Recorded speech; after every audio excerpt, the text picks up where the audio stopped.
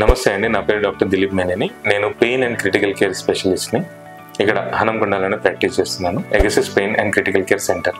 జెనిక్యులర్ nerve radio frequency ablation వల్ల మోకాళ్ళ నొప్పి నుండి ఉపశమనం పొందవచ్చు.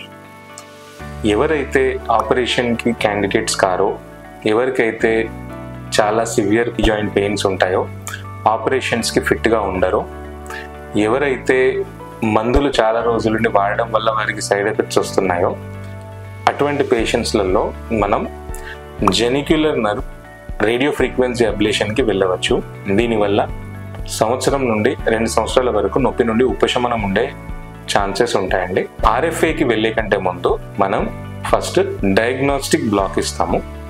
డయాగ్నోస్టిక్ బ్లాక్ అంటే మనం ఆర్ఎఫ్ఏ చేసే కంటే ముందే ఎంతవరకు ఉపశమనం ఉంటుంది అనే విషయాన్ని మనం తెలుసుకోవచ్చు. సో డయాగ్నోస్టిక్ బ్లాక్ హార్డ్లీ ఒక 15 మినిట్స్ అండి. ఇది ఇచ్చిన తర్వాత మీరు నార్మల్గా ఇంటికి వెళ్ళొచ్చు.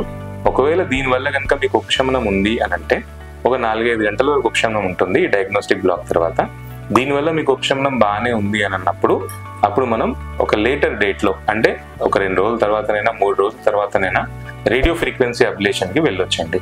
సో దీనివల్ల మనకు దీర్ఘకాలిక నొప్పి నుండి ఉపశమనం కలుగుతుంది. Thank you.